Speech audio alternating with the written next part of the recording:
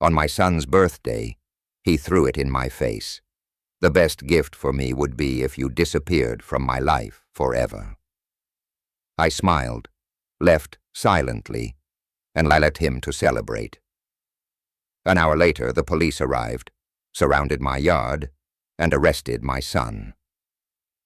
You won't believe what happened next.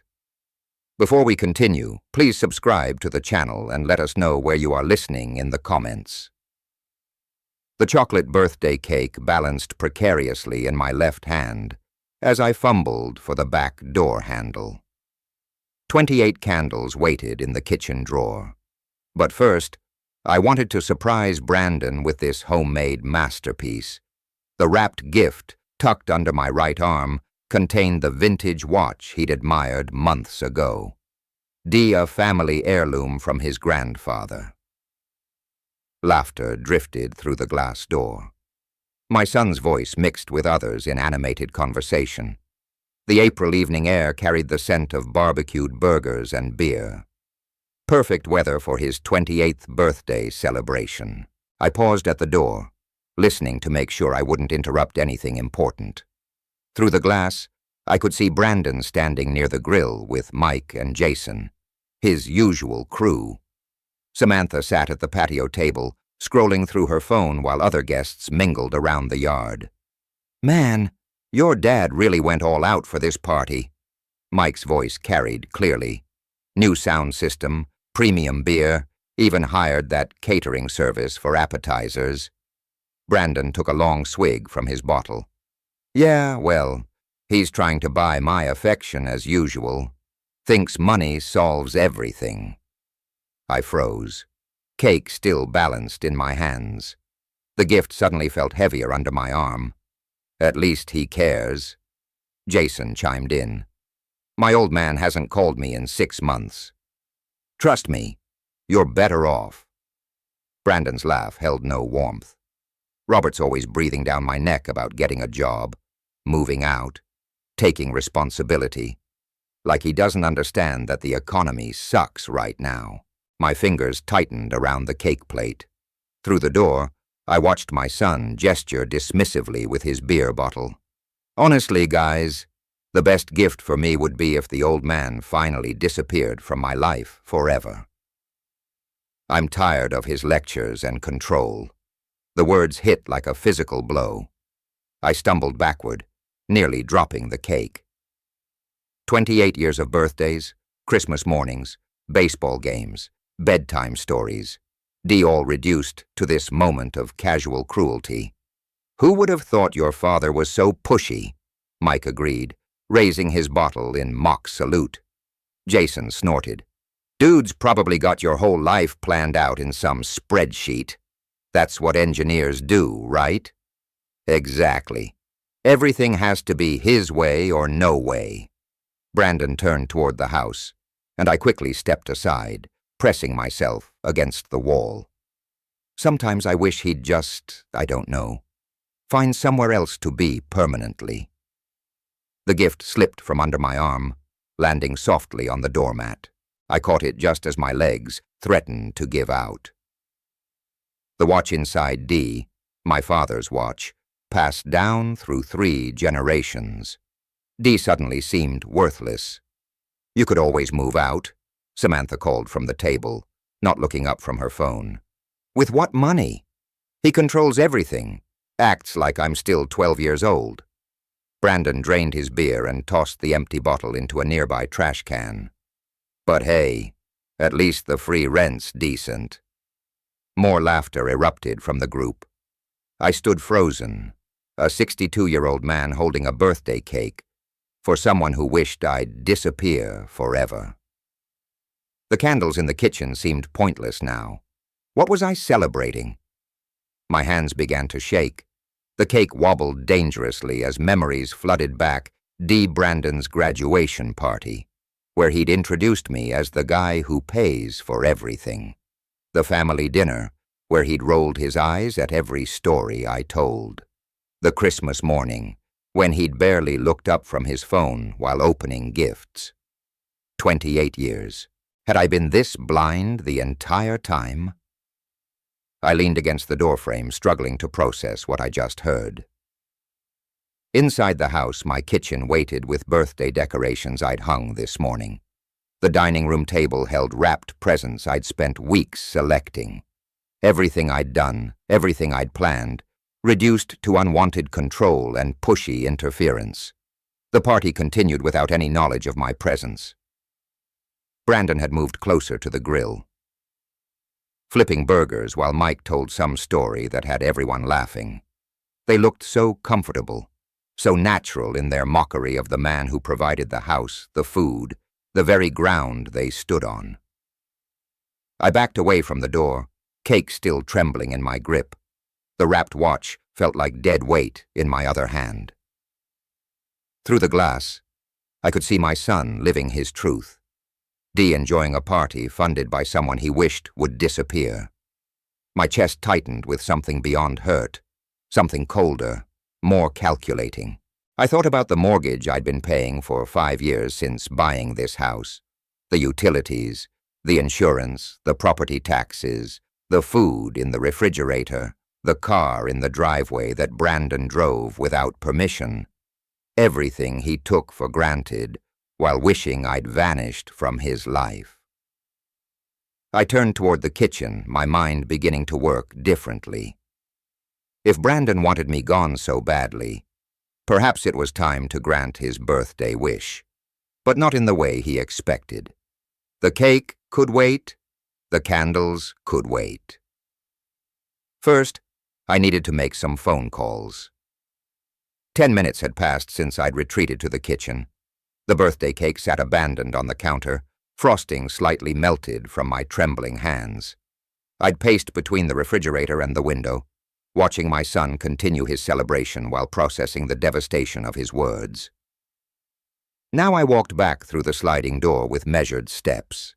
No cake, no gift, no pretense of celebration. Just a father demanding answers from his ungrateful son. Brandon stood exactly where I'd left him, beer bottle raised in animated conversation with Mike and Jason. The barbecue smoke drifted lazily between us as I approached their circle. Several guests glanced my way, probably expecting another fatherly interruption about turning down the music or cleaning up their mess. Brandon. My voice cut through their laughter. Can we talk privately? He turned with the casual indifference of someone who'd never faced real consequences. The same expression he'd worn when I'd found him using my credit card for online purchases, or when neighbors complained about parties while I was working late shifts. Dad, whatever you heard, it's true. He shrugged, not even bothering to lower his voice. You're interfering with my life, and everyone here knows it. The directness stunned me. No shame, no attempt at explanation, just brutal honesty delivered with the confidence of someone who'd never been held accountable. How can you say that, after everything I've done for you? Nobody asked you to. That was your choice to support me. Brandon took another swig of beer, his friends nodding approvingly. You act like I owe you something for decisions you made. Mike stepped closer to Brandon's shoulder. Dude's got a point, Mr. Davis. Parents choose to have kids. The casual cruelty of it hit harder than Brandon's words. Here was my son's support system, enabling his disrespect with philosophical justifications. I glanced around the backyard. D. My backyard paid for with my income maintained with my labor. D and saw guests beginning to notice our conversation. 28 years. My voice remained steady despite the rage building in my chest. 28 years of providing everything you needed, and I never asked for any of it. Brandon's voice rose, emboldened by the audience. You want gratitude for stuff I never requested. That's your problem, not mine. Jason laughed, the sound sharp in the evening air. Boomer mentality right there. I sacrificed, so you owe me. Several guests had stopped their own conversations now, forming a loose circle around our confrontation. Some looked uncomfortable, but none intervened. This was entertainment to them. D, a family drama unfolding at a party they'd remember for weeks. So when you told your friends you wished I'd disappear forever, you meant that. Brandon's eyes flickered with surprise. D. The first crack in his casual facade. He hadn't expected me to know the exact words, but the moment passed quickly, replaced by defensive aggression. Yeah, I meant it. You hover, you lecture. You make everything about your expectations. He gestured with his beer bottle, droplets splashing onto the patio stones. Maybe if you found your own life instead of trying to control mine, we'd both be happier. The crowd had grown larger now. Conversations throughout the backyard had quieted as more guests tuned into our public confrontation. I could feel their eyes on me. D, the controlling father, the overbearing parent who couldn't let his adult son live freely. Your own house, your own food, your own car. Each word came out measured, deliberate, all provided by someone you wish would disappear. That's right. Brandon's smile held no warmth. And when you do, finally move on, I'll miss the free rent for about 5 minutes. Then I'll figure something else out. Samantha giggled from the patio table, her attention finally drawn from her phone. Brandon, you're terrible. But she said it like a compliment, like his callousness was charming rather than devastating. The sound of her amusement mixed with the approving chuckles from Mike and Jason, creating a soundtrack of mockery around my humiliation. I stood there surrounded by people celebrating my son's cruelty. 28 years of midnight feedings, school projects, driving lessons, college tuition D, all reduced to unwanted interference in front of an audience that found our family's destruction amusing. The party continued around us. Music still playing, barbecue still smoking, guests still drinking my beer and eating my food, while witnessing the complete disintegration of any respect between father and son. I turned away from the circle of faces, some smirking, others uncomfortably averting their eyes. Brandon's laughter followed me as I walked toward the house, but something had shifted in those final moments. The hurt was crystallizing into something colder, more calculating. He wanted me gone. That could be arranged, but not in the way he expected. The stairs creaked under my weight as I climbed to the second floor, each step taking me further from the laughter that still echoed through the house. My bedroom door closed with a soft click, finally separating me from the celebration of my own humiliation. I stood motionless for a moment, letting the silence wash over me. The party sounds filtered through the walls, demuted conversations, clinking bottles, Brandon's voice cutting through it all with another joke at my expense. Through the window, I could see guests moving around the backyard, their shadows dancing across the patio stones in the evening light. The mirror above my dresser reflected a man I barely recognized. When had I become this person, this doormat, who absorbed insults with quiet dignity, who enabled disrespect by continuing to provide for someone who wished me dead? My reflection stared back with hollow eyes, and suddenly the memories came flooding back. Last spring's car incident flashed through my mind with painful clarity. Brandon had dragged me to 3 different dealerships, demanding I co-sign for vehicles he couldn't afford. When I'd suggested something more reasonable, he'd turned to the salesman with theatrical embarrassment. Sorry about my dad. He doesn't understand that image matters in my field. The salesman had looked uncomfortable, but Brandon had continued with cruel precision. He thinks driving a decent car is showing off. That's what happens when you settle for mediocrity your whole life.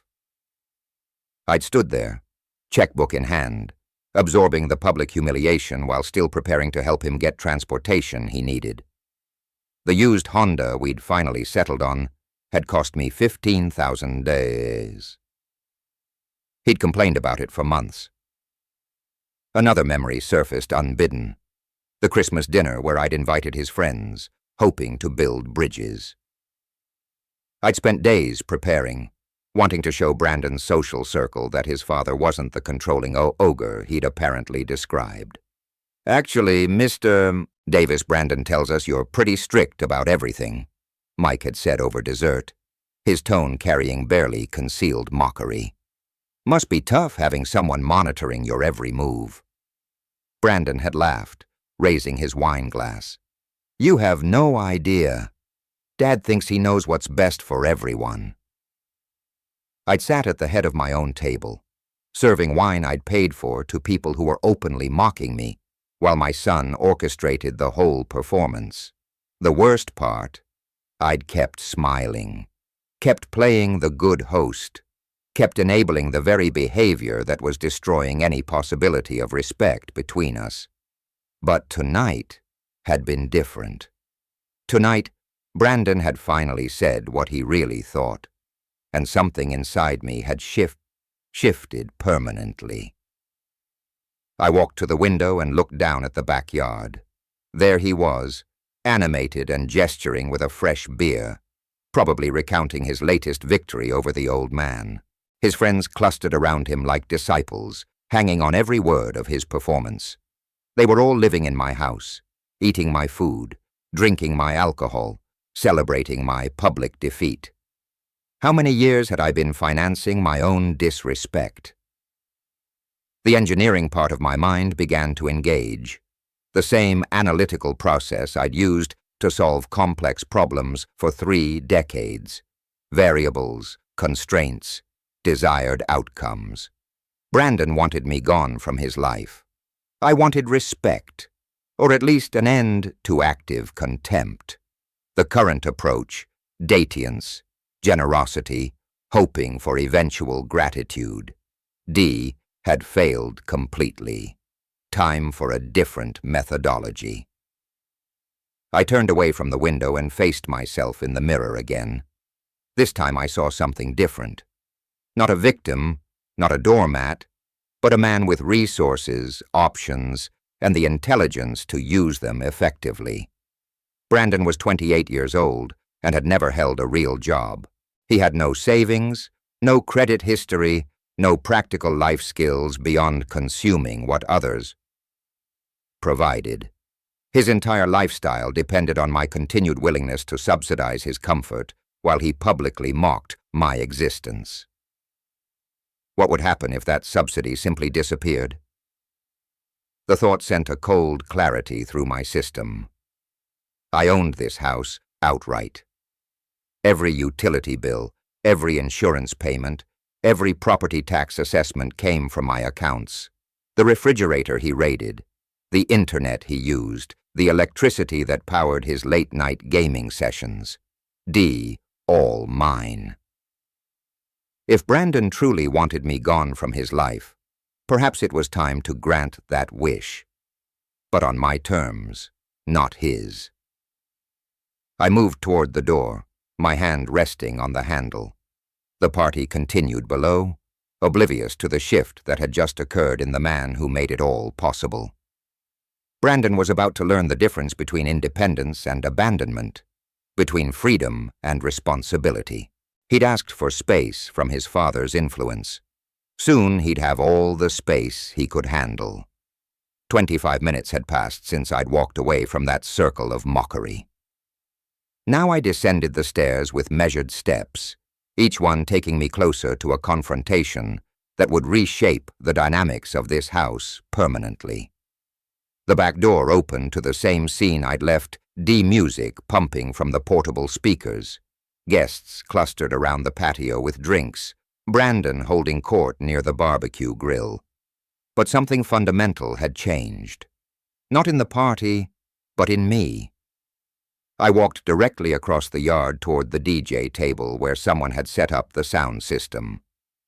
Conversations continued around me, most guests unaware that the man who owned everything they were enjoying had just made a decision that would alter their evening considerably.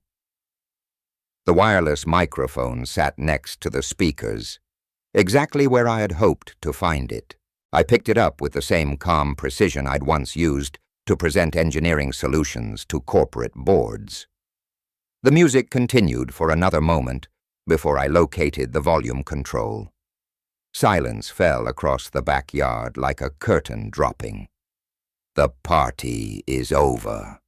My voice carried clearly through the speakers to every corner of my property. I'm asking everyone to leave my property now. The words landed with the impact of a physical blow.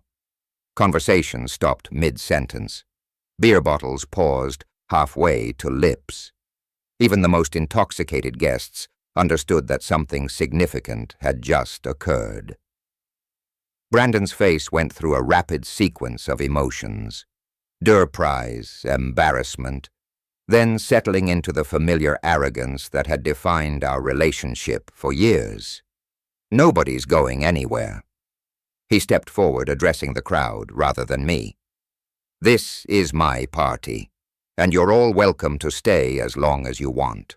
Mike immediately moved to Brandon's side, his support as predictable as sunrise. Robert, don't ruin the kid's celebration. It's his birthday. This is my property, I replied into the microphone, my voice steady and factual. I have the legal right to decide who stays and who leaves. Jason laughed, the same dismissive sound I'd heard earlier. Come on, Mr. Davis, don't be dramatic. We're not hurting anything. Several guests shifted uncomfortably, sensing the family conflict escalating beyond normal boundaries. But Brandon's inner circle rallied around him with the loyalty of people who had never faced real consequences for their actions. Dad, put the microphone down and stop embarrassing yourself. Brandon's voice carried the condescending tone he'd perfected over years of taking my support for granted. These are my friends.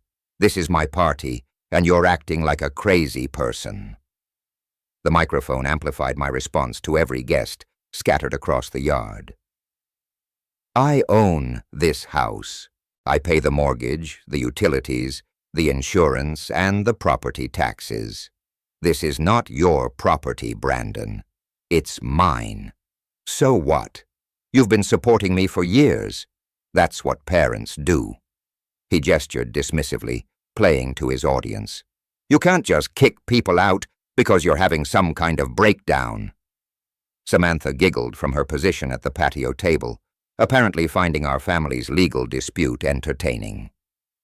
Several other guests murmured among themselves, but none moved toward the exit. Actually, I can.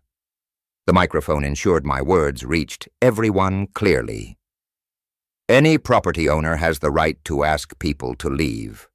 If they refuse, it becomes trespassing.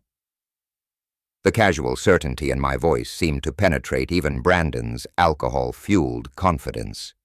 He looked around at his friends, seeking the same support that had emboldened him during our earlier confrontation. You're not serious, Mike said, but his tone had lost some of its earlier dismissiveness. You wouldn't actually call the cops on your own son's birthday party. Watch me. I set the microphone down on the table and turned toward the house.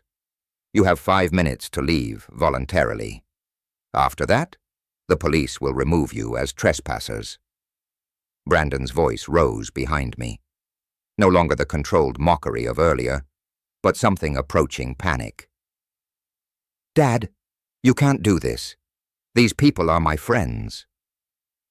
I paused at the back door and looked over the gathering one final time.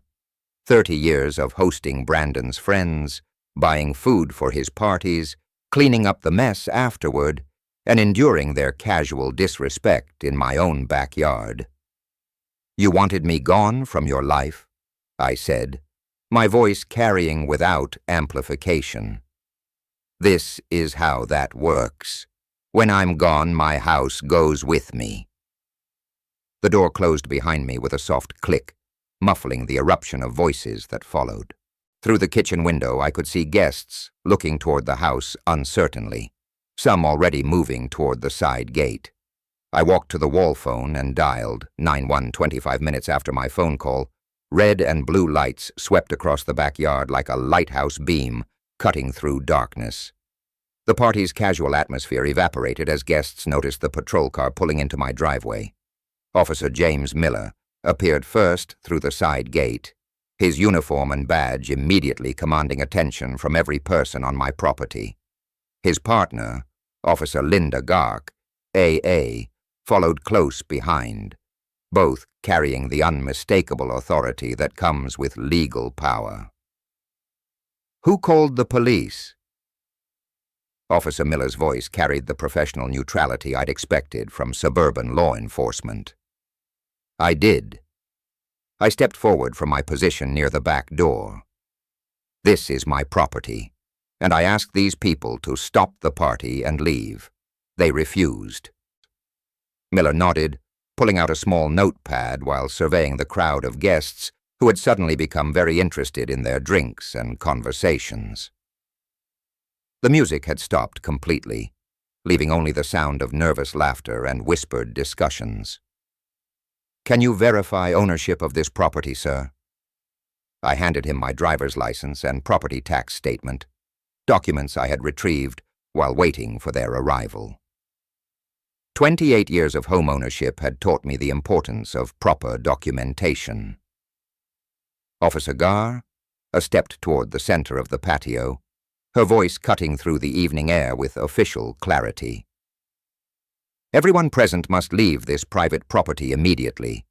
The property owner has requested your departure, and continued presence constitutes trespassing." The reaction was immediate and varied. Several guests near the garden area quickly began gathering their belongings, clearly uncomfortable with police involvement in what they'd assumed was a simple family dispute. Others looked toward Brandon, seeking guidance from someone who had no legal authority to give it. "This isn't fair." Samantha's voice rose above the general murmur of confusion. "We had permission. Brandon invited us." "Ma'am, adult children living in their parents' homes do not have the legal right to authorize guests against the property owner's wishes," Garch replied with the patience of someone who'd handled similar situations countless times. Brandon stepped forward, his earlier confidence shaken but not entirely broken. "Officers, this is ridiculous. It's my birthday party, and my father is just being vindictive." Miller turned his attention to my son with professional detachment. "Sir, family disputes don't change property law. If your father owns this property and wants guests to leave, they need to comply." I watched from my position near the house as the crowd began to thin. About half the guests had already started moving toward the side gate, clearly wanting no part of a police intervention. These were sensible people who understood that challenging law enforcement over a backyard party wasn't worth the potential consequences. But Brandon's core group remained defiant. Mike and Jason flanked him like bodyguards, their loyalty apparently stronger than their common sense. Samantha lingered nearby, still clutching her drink, as if the party might somehow continue, despite uniformed officers standing in the middle of the patio. "How long do they have to leave?" I asked Officer Miller, maintaining the same calm tone I'd used throughout the evening. "We typically allow a reasonable amount of time for compliance," he replied, "but continued refusal after official notification becomes a more serious matter." The implications hung in the air like smoke from the abandoned barbecue grill. Brandon's face showed the first real signs of uncertainty as he processed what more serious matter might mean in practical terms. "Dad, you can't actually have us arrested for having a party," he said. But the confidence that had carried him through our earlier confrontations had noticeably diminished. "I'm not having anyone arrested," I replied, truthfully. "I'm simply exercising my legal rights as a property owner." What happens next depends entirely on whether people choose to respect those rights. I checked her watch and scanned the remaining guests. Those who wish to leave voluntarily should do so now. Anyone still present in 5 minutes will be considered in violation of trespassing laws. The announcement triggered another wave of departures. Even some of Brandon's supporters began edging toward the gate, their loyalty tested by the prospect of actual legal consequences. The party that had started with 20 guests was rapidly shrinking to a stubborn core of perhaps 6 or 7 people. Brandon looked around at his dwindling support network, finally beginning to grasp the reality of his situation. But instead of backing down, he crossed his arms and planted his feet more firmly on my patio stones. "I live here," he announced to the officers. "This is my home, too." Officer Miller's patience had reached its professional limit. He stepped closer to Brandon, his hand moving toward the handcuffs on his belt with practiced efficiency. "Young man, you are breaking the law. This is your final opportunity to leave voluntarily." Brandon's response came with the same arrogance that had defined our relationship for years, but now it carried the weight of genuine legal consequences. "I'm not going anywhere. This is ridiculous. You can't arrest someone for being at their own house. Actually, we can." Giessa moved to flank Brandon from the left, her positioning professional and deliberate. "You don't own this property, and you've been ordered to leave by the legal owner." The reality of his situation seemed to hit Brandon like cold water.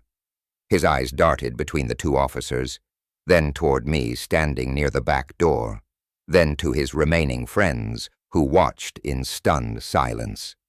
"Dad, tell them this is crazy. I live here." "You live here by my permission," I replied calmly. "Permission? I'm withdrawing." Miller stepped forward with the handcuffs visible. "Turn around and place your hands behind your back." "Are you serious right now?" Brandon's voice cracked slightly, the first sign that his bravado was finally giving way to genuine fear. "You're actually going to arrest me. Turn around now." The moment stretched like a taut wire. I watched my son's face cycle through disbelief, anger, and finally a desperate kind of panic as he realized that 28 years of avoiding consequences had just come to an end. Brandon slowly turned around, his movement stiff with resentment. The click of handcuffs closing around his wrists echoed across the empty patio with the finality of a closing door. "Brandon Davis, you're under arrest for criminal trespassing and failure to comply with a lawful order," Miller stated with the professional neutrality of someone who'd done this hundreds of times. Samantha gasped from her position near the abandoned BBQ grill. "This can't be happening. Robert, you can't let them arrest your own son." I met her gaze with the same calm I'd maintained throughout the evening. "I'm not letting them do anything. I called them specifically because Brandon refused to respect my property rights." As the officers began walking Brandon toward the side gate, he twisted around to face me. His expression transformed into something I'd never seen before. Genuine hatred mixed with disbelief. "Dad, I will never forgive you for this. You think you've won something, but you just made the biggest mistake of your life." The venom in his voice would have devastated me just hours earlier. Now it simply confirmed that my decision to take drastic action had been correct. A son who could speak to his father with such hatred while being arrested for trespassing on his father's property had lost any claim to family loyalty. "Well, see," I replied. Miller opened the rear door of the patrol car, his hand guiding Brandon's head as he climbed into the back seat. Through the window, I could see my son's face contorted with rage, his mouth moving in what I assumed were additional threats I was grateful not to hear. Mike stepped forward, his earlier confidence completely evaporated. "Officer, how long will he be held? When can we bail him out?" "That depends on the charges and the judge's decision." Garter replied. Criminal trespassing can carry a sentence of up to 2 weeks in county jail, plus fines. 2 weeks? The number settled into my mind with perfect satisfaction. 2 weeks would give me adequate time to make the changes I'd been contemplating during my transformation upstairs. The patrol car's engines started, and red and blue lights began rotating again as the vehicle backed out of my driveway. I watched from my position on the back porch as my son was driven away, officially in police custody, finally facing real consequences for his choices. Samantha stood crying near the abandoned party decorations, while Mike and Jason gathered empty bottles with the confused efficiency of people who didn't know what else to do. The party was over in every sense, and my backyard belonged to me again. Within minutes, even Brandon's closest supporters had gathered their belongings and left through the side gate. The music equipment sat silent, the BBQ grill cooling in the evening air, paper plates and plastic cups scattered across surfaces I'd be cleaning tomorrow. But tonight, I stood alone in my reclaimed space, listening to the silence that had replaced years of disrespectful noise. The real work was just beginning. The first morning without Brandon's presence felt like stepping into a different house entirely. Coffee brewed in absolute silence while I sat at the kitchen table, no longer listening for the sounds of complaints or demands echoing from upstairs. A quick phone call to the county clerk's office confirmed what Officer Garre had mentioned. Brandon would serve 14 days for criminal trespassing and disorderly conduct.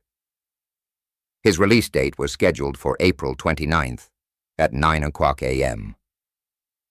14 days, exactly 2 weeks to implement the plan that had crystallized during those final moments of his arrest. Over the following days, I began working with the same methodical precision that had defined my engineering career. The first step involved gathering information about Brandon's actual situation versus the fantasy he'd been living. I pulled out financial records spanning the past 5 years, rent equivalent in our neighborhood, $10,800 monthly. Utilities averaged $350. Food costs I'd covered, roughly $400 monthly. Insurance, maintenance, property taxes, and incidental expenses brought his true cost of living to approximately $400 per month, $50,000 annually. That's what supporting Brandon's unemployment had cost me, not counting the additional expenses for his parties, gas money, and various emergencies that required immediate financial intervention.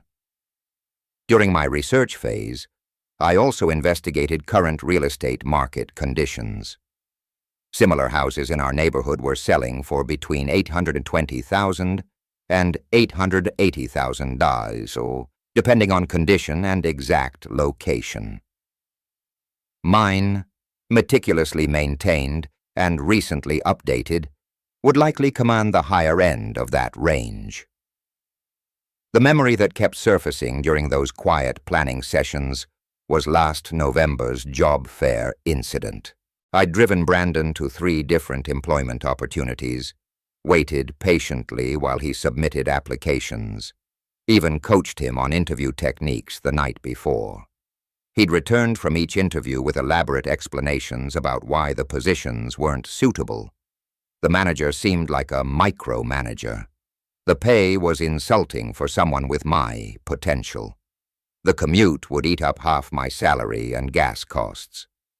Within a week, I discovered through a friend that Brandon had intentionally sabotaged each interview, arriving late, dressed inappropriately, and giving flippant answers designed to ensure rejection.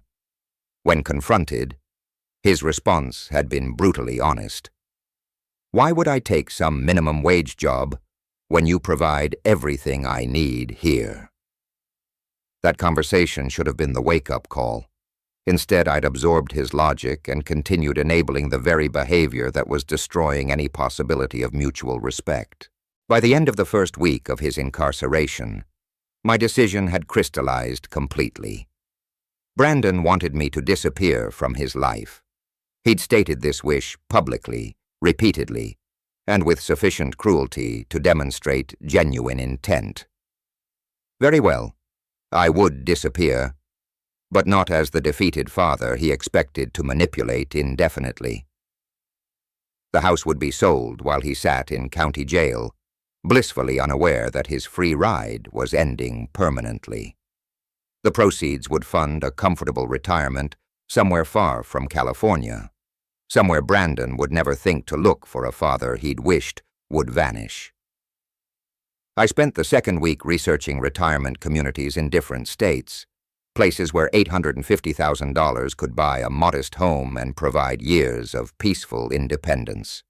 Arizona, Colorado, North Carolina, these states with reasonable costs of living and no connections to my current life. Brandon's threats during his arrest had made one thing perfectly clear. He viewed me as an obstacle to be overcome, not a father to be respected. His promise that I would regret enforcing boundaries was exactly the kind of manipulative language I'd been tolerating for years. But this time there would be no backing down, no compromise, no gradual erosion of my resolve through emotional manipulation. The engineering approach to this problem was elegantly simple. Remove the variable causing system dysfunction. In this case, that variable was my continued financial support for someone who openly despised the person providing it. As Brandon's release date approached, I finalized my research and confirmed my decision. The real estate agent's business card sat next to my morning coffee, waiting for the phone call that would set everything in motion. 28 years of patient guidance, financial support, and unconditional love had produced nothing but entitlement, disrespect, and threats of retaliation when boundaries were finally enforced. Time to show Brandon what disappearing actually looked like. I reached for the phone to call Michelle Johnson, the real estate agent whose online reviews suggested she specialized in quick, efficient sales. Michelle Johnson's office occupied a corner suite in downtown San Jose, its windows offering views of the city that had been my home for 3 decades. Professional certificates lined the walls alongside photos of sold properties, creating an atmosphere of competence and success. "Mr. Davis, thank you for calling," she said, gesturing toward the chair across from her polished desk. "You mentioned needing to sell quickly. What's driving the timeline?" I settled into the leather chair, my property documents organized in a manila folder that reflected the same methodical approach I'd brought to every engineering project. Family circumstances, personal reasons that require immediate action. Her expression remained professionally neutral, a skill that had undoubtedly served her well in countless client interactions. "I understand. Let me review your property details, and we can discuss realistic expectations." The property evaluation took approximately 40 minutes of market analysis, neighborhood comparison studies, and detailed discussions about pricing strategy. Michelle's expertise was evident in her systematic approach to determining optimal market positioning. Based on current market conditions and the property details you've provided, I'd recommend listing at $850,000. At that price point, with proper staging and marketing, we should attract serious buyers within a week. Perfect. The timeline aligned exactly with my private deadline. Excellent. I'll agree to that price. I leaned forward slightly, maintaining the business-focused demeanor that had characterized our entire interaction. "I'm prepared to offer you a significant bonus if the sale closes within 7 days. Her eyes brightened with the kind of professional enthusiasm that substantial financial incentives typically generate. "How significant are we talking? $5,000 above your standard commission if we have a signed contract by next Tuesday." Mr. Davis, you have my complete attention and commitment. Let's visit the property this afternoon so I can conduct a proper evaluation. The drive to my house took 20 minutes through familiar neighborhoods that would soon become memories rather than daily scenery. Michelle followed in her own vehicle, her professional camera equipment visible through the rear window. Walking through my home with someone evaluating its market value created an unexpectedly emotional experience. Every room held memories of Brandon's childhood. Birthday parties, homework sessions, the gradual transformation from grateful child to entitled adult. The maintenance level is exceptional, Michelle observed, photographing the updated kitchen and recently refinished hardwood floors. This property will show beautifully. Have you considered professional staging?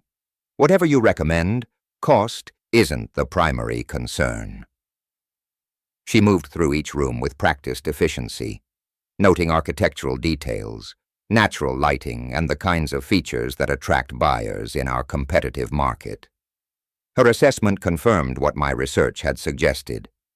The house was positioned perfectly for rapid sale. Honestly, Mr. Davis, properties in this condition don't stay on the market long. With the right marketing approach and competitive pricing, I'm confident we can have multiple offers by the weekend. Multiple offers meant potential bidding wars, which could drive the final price even higher than our listing target. Brandon's 2-week sentence was providing advantages I hadn't anticipated when this plan first crystallized. Back in her office, the contract negotiation proceeded with remarkable efficiency. Standard seller disclosure forms, marketing strategy agreements, and timeline specifications filled the afternoon with productive legal documentation. I'll have professional photographs taken tomorrow morning, Michelle explained while organizing the signed paperwork. Listing goes live Thursday, open house scheduled for Saturday and Sunday. Given the urgency and bonus structure, this property gets absolute priority in my schedule. The bonus arrangement was structured as performance-based compensation, entirely legal and professionally appropriate. $5,000 represented substantial motivation for an agent whose annual income depended on successful closings. Mr. Davis, I have to ask Dee, are you planning to relocate? This seems like more than just downsizing. Complete life change? I replied truthfully, though the full context would have shocked her professional composure. Sometimes circumstances require dramatic decisions. She nodded with the kind of understanding that suggested experience with clients undergoing major life transitions. Well, I'll make sure this transition proceeds as smoothly as possible. The signed contracts felt substantial in my hands as I prepared to leave her office. 7 days remained until Brandon's scheduled release, and the mechanism for his ultimate lesson in consequences was now legally documented and professionally managed. One more thing, I said, pausing at her office door.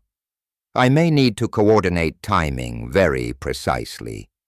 Can you keep me updated on any interested buyers immediately?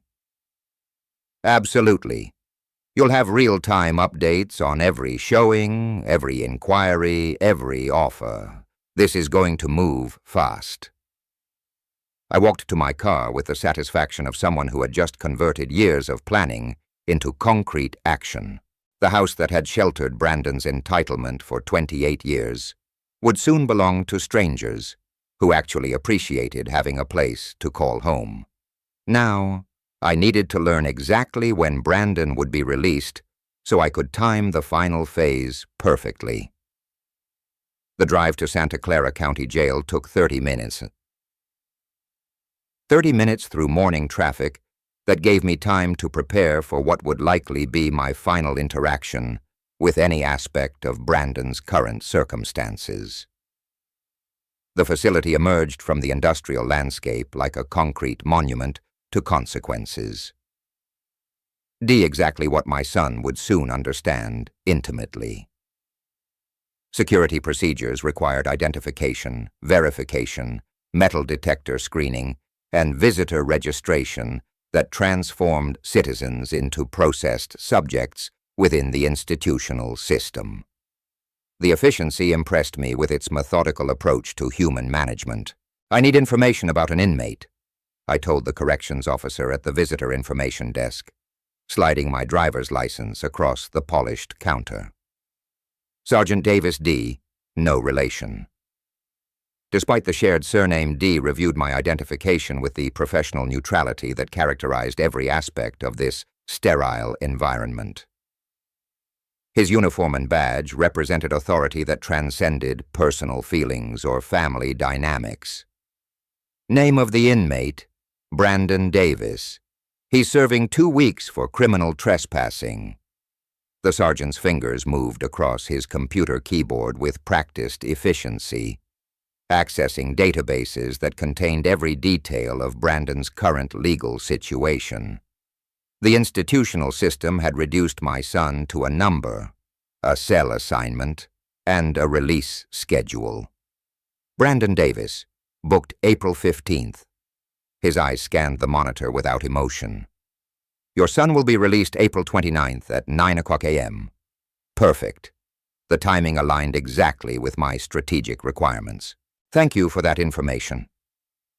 I maintained the same professional tone that had characterized my entire interaction with this facility.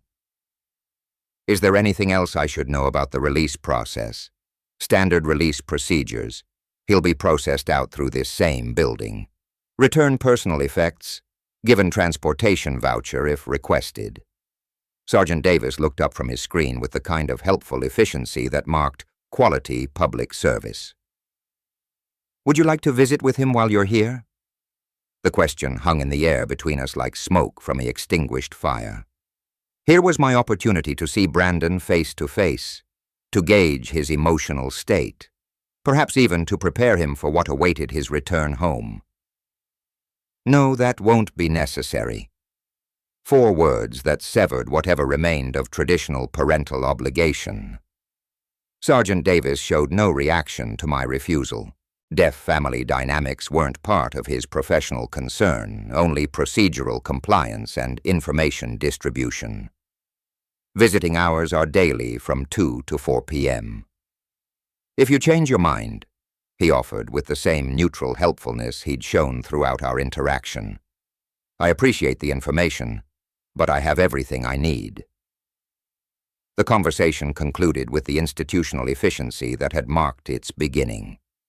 No personal questions, no judgment about family relationships, no curiosity about my reasons for gathering release information without visiting my incarcerated son. Walking back through the security checkpoints felt like emerging from a controlled environment designed to strip away individual identity and personal choice. Brandon had spent 10 days in this system that reduced humans to numbers and schedules, learning what accountability actually meant in practical terms. The drive home provided time to calculate final timeline coordination. April 29th, 9:00 a.m. Brandon would be processed out of county jail, expecting to return to the house that had sheltered his entitlement for 28 years. Instead, he would discover that his father had finally taken his advice about disappearing from his life. Michelle's real estate expertise suggested the property would likely sell by the weekend, giving me several days to coordinate closing procedures with Brandon's release timing. The house that had enabled his disrespect would belong to strangers who appreciated having a place to call home. The engineering precision of this revenge plan satisfied every aspect of my methodical nature. Variables controlled, timelines synchronized, resources allocated efficiently, and desired outcome guaranteed through legal channels that Brandon himself had initiated. Back in my driveway, I sat in the car for a moment, contemplating the house that would soon cease to be my responsibility. Every mortgage payment, every utility bill, Every maintenance expense had subsidized someone who wished I would disappear from his life forever. Tomorrow, I would coordinate with Michelle about showing schedules and potential buyer interest. The institutional visit had confirmed that Brandon remained exactly where consequences had placed him, unaware that his father was implementing the ultimate lesson in gratitude and respect. By the time he walked out of county jail next Tuesday morning, the home he'd taken for granted would be an escrow to buyers who actually wanted to live there. My phone rang as I reached the front door. Michelle's name appeared on the caller ID, probably with updates about buyer interest in showing appointments. "Michelle speaking," came the cheerful voice through my phone as I stepped through my front door for what would likely be the last time as its owner. "Robert Davis, you called. Wonderful news. The Garcia family has accepted our asking price. Full cash offer. No contingencies. Closing tomorrow morning at 9:30. Perfect timing. Brandon would be released at 9, giving him just enough time to return home before discovering that home no longer existed in any meaningful sense." "Excellent work, Michelle. That bonus is well earned." The next 24 hours compressed into a whirlwind of final arrangements that would have impressed any project manager. Moving trucks, documents signing, key transfers, and the careful coordination of a revenge plan.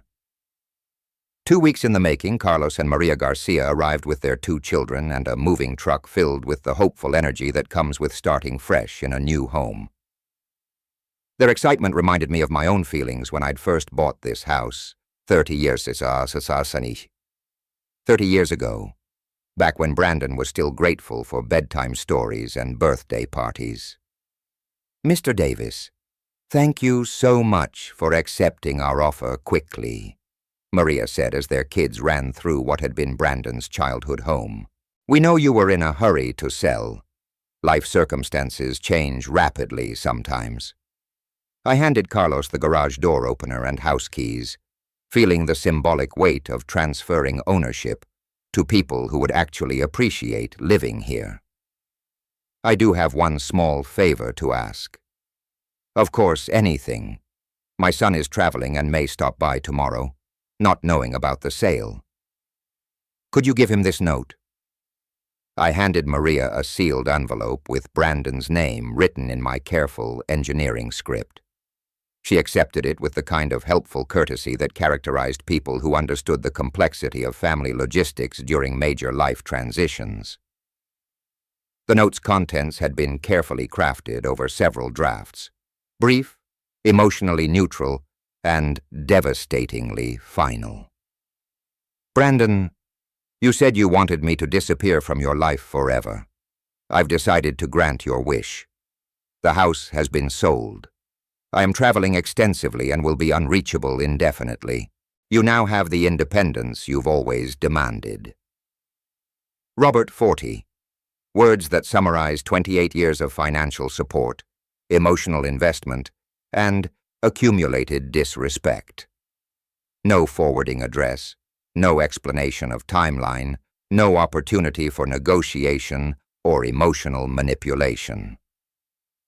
After the Garcia family settled into their new home, I walked next door to Frank Collins' house with a single suitcase and a request that would position me perfectly for tomorrow's revelation. Frank had been my neighbor for 15 years, a reliable man who helped with snow removal and accepted packages when I traveled for work. Our friendship operated on the comfortable level of mutual respect without excessive personal intrusion. "Can I stay with you for a couple of days, Frank? I'm between living situations." "Of course, old friend. What happened with the house?" He stepped aside to let me enter his familiar living room, where I'd occasionally shared coffee and neighborhood gossip over the years. "I sold it. Time for major changes in my life." His expression showed genuine concern mixed with curiosity. But Frank had always possessed the wisdom to avoid prying into personal matters that weren't offered freely. "What about Brandon? Where will he stay when he gets back from wherever he's been? Brandon is an adult. He'll figure out his own arrangements. Something in my tone must have conveyed the finality of that statement because Frank nodded without pursuing the subject further. His guest room was comfortable and, more importantly, positioned with a perfect view of my former home's front entrance. That evening I sat by Frank's window watching the Garcia family unpack boxes and arrange furniture in rooms where Brandon had spent years taking my generosity for granted. Tomorrow morning he would walk up that driveway expecting to resume his comfortable lifestyle of unemployment, subsidized by parental enabling. Instead, he would meet strangers who owned everything he'd assumed would always be available for his use. The engineering precision of this revenge plan satisfied every aspect of my methodical nature. Variables controlled, timelines synchronized, resources allocated efficiently, and desired outcome guaranteed through legal channels that Brandon himself had initiated. Frank knocked on the guest room door around 10 p.m., bringing fresh towels and the kind of practical hospitality that had characterized our entire friendship. "Everything you need in here, Robert. Everything's perfect, Frank. Thank you for the accommodation. Stay as long as necessary. Whatever is going on with your family situation, you've got support here." He left me alone with my thoughts and my view of the house where Brandon expected to continue living at my expense. Tomorrow would bring the ultimate lesson in consequences, delivered with the same precision I'd once applied to solving complex engineering problems. The last thing I saw before turning off the lights was Maria Garcia closing the curtains in what had been Brandon's bedroom window. 9:30 arrived with the precision I'd spent 2 weeks orchestrating. From Frank's upstairs window, I watched Brandon round the corner onto our street, walking with the casual confidence of someone returning to familiar territory. He looked exactly as I'd expected after 2 weeks in county jail. D slightly thinner, wearing the same clothes he'd been arrested in, carrying a small plastic bag containing whatever personal items they'd returned to him. His posture showed no trace of humility or reflection, just the eager anticipation of someone ready to resume his comfortable lifestyle.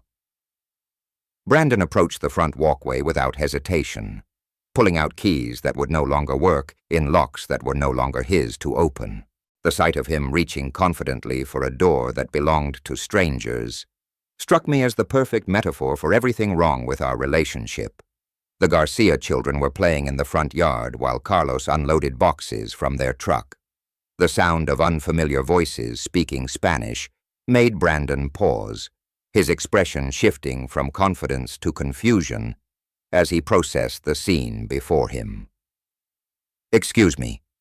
His voice carried the entitled tone I'd heard countless times when he wanted something from people he considered beneath his attention. "Who are you people? And what are you doing in my house?" Carlos straightened from the moving box he'd been lifting, his expression showing the polite confusion of someone encountering an unexpected situation. "Sorry, friend, but this is our house now. We bought it last week." "That's impossible."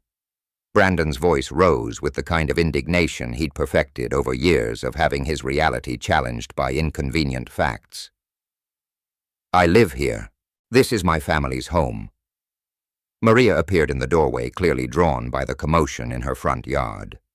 She took in Brandon's agitated state with the practical assessment of a mother who dealt with countless neighborhood disputes and childhood conflicts.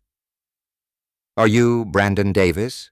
she asked, with the careful politeness that characterized her entire approach to this awkward situation. "Yes, finally someone with sense. Now please explain why strangers are in my house with all their belongings. The previous owner left something for you."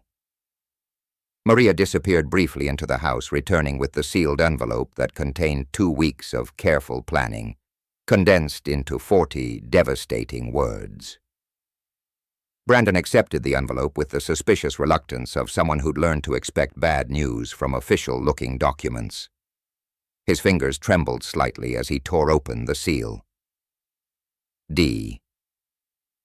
The first physical sign that some part of him understood. This moment would change everything. I leaned forward against Frank's window, watching my son's face as he read the note that would complete his education in consequences and gratitude. Brandon D., you said you wanted me to disappear from your life forever. I've decided to grant your wish. The house has been sold. I am traveling extensively and will be unreachable indefinitely. You now have the independence you've always demanded, Robert. The progression across his features was exactly what I'd anticipated.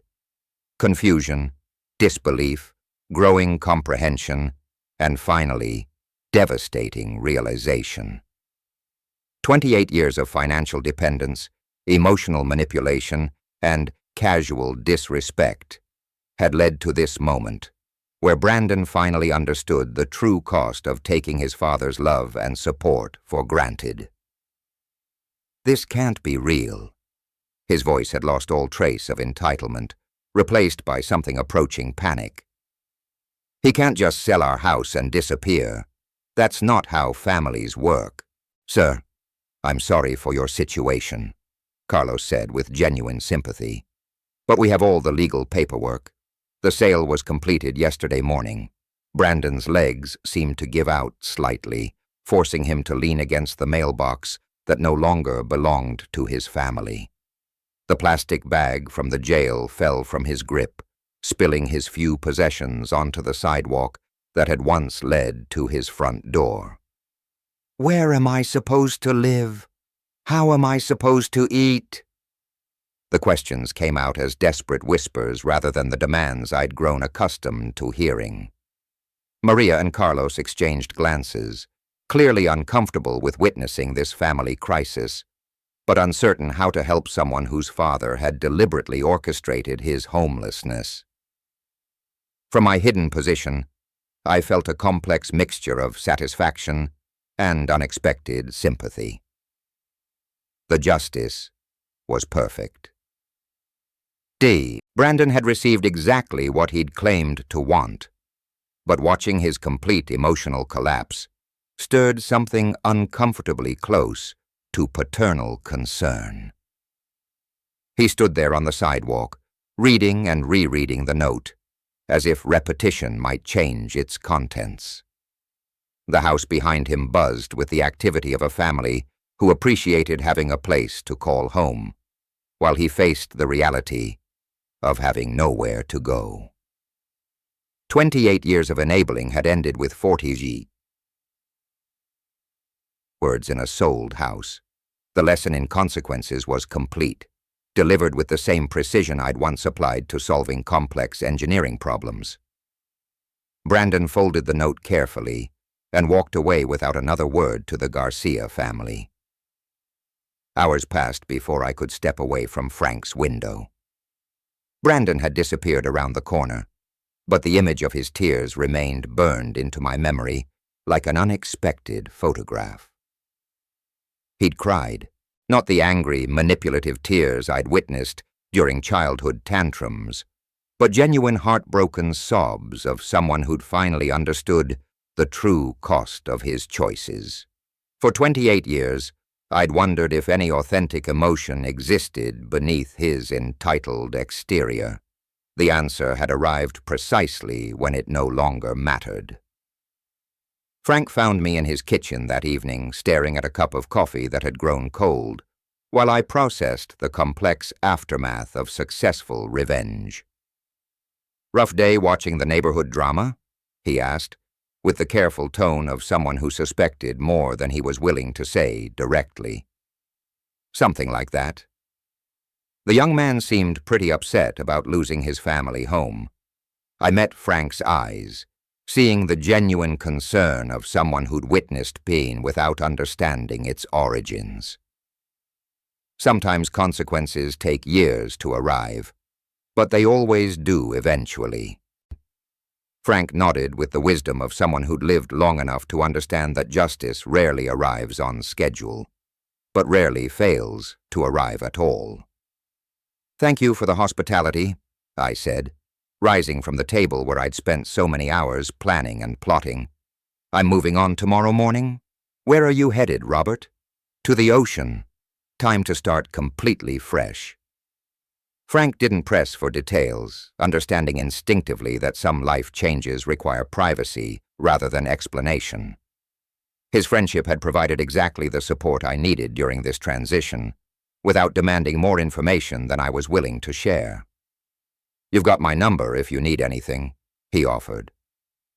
Though we both understood this goodbye carried the permanence of someone choosing to leave his entire past behind.